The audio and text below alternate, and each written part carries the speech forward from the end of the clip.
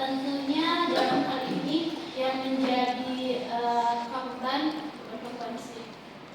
yang menjadi kelompok yang terdampak dalam isu ini tentunya kelompok-kelompok perempuan, dan yang bisa mempengaruhi untuk aksi penyampaian advokasi ini itu tentunya pemangku kebijakan dari Desa Cera, yaitu kepala desa dan jajarannya.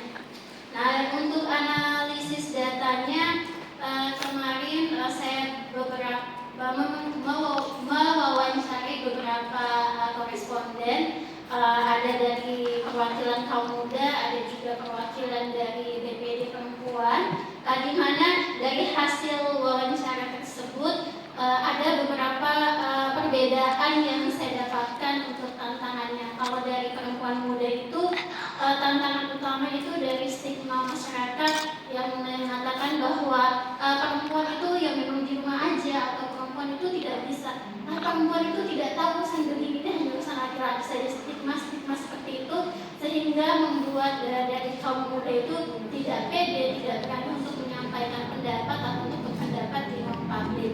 Nah, kalau dari kemarin BPD perempuan itu menyampaikan bahwa kalau perempuan itu memang sudah diberikan ruang, dan perempuan juga sering dipakai untuk dijadikan MC ataupun moderator dalam suatu musyawarah ataupun musdes.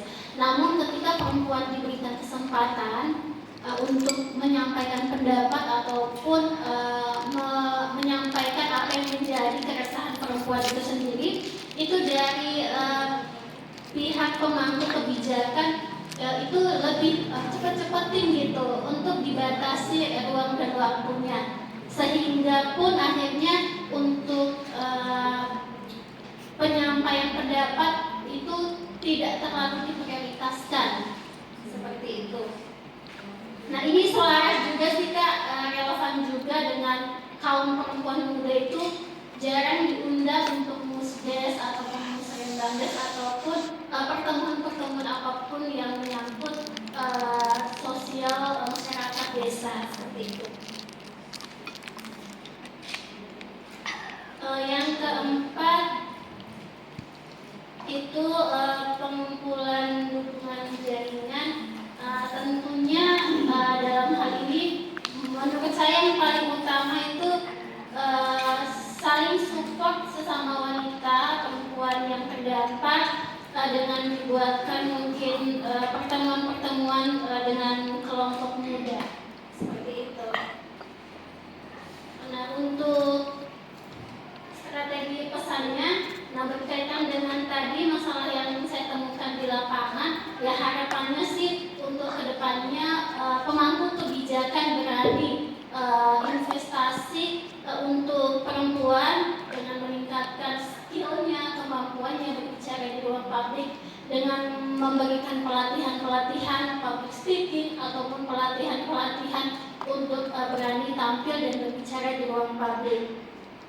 Karena perempuan di desa kami itu kalau dilihat dari kerjaan fisik ataupun untuk menopang ekonomi keluarga, ya saya rasa untuk kapasitasnya itu hampir sama, bahkan perempuan itu melebihi kapasitas laki-laki kalau dalam hal menopang ekonomi ataupun kerja gotong royong fisik. Karena rata-rata kami kan di desa kami itu kan rata-rata petani migran.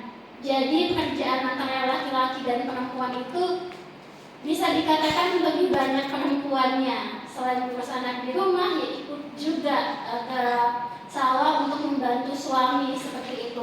Pada saat pulang bertani pun yang mencari tambahan untuk menopang ekonomi keluarga itu perempuan, dengan menjadi buruh tani ataupun jual bakulan ataupun membuka kios-kios kecil seperti itu.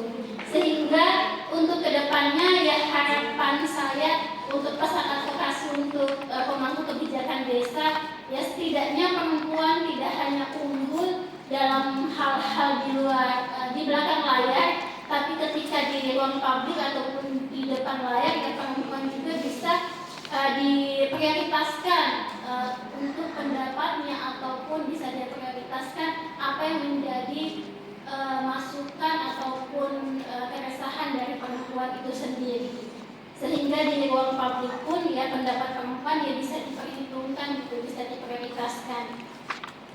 Nah, untuk saluran advokasinya kita bisa share di di grup WA mengenai diskusi, dan bisa juga diskusi tatap muka, diskusi ringan dengan kelompok perempuan dan FGD dengan pemangku kebijakan, mungkin seperti itu.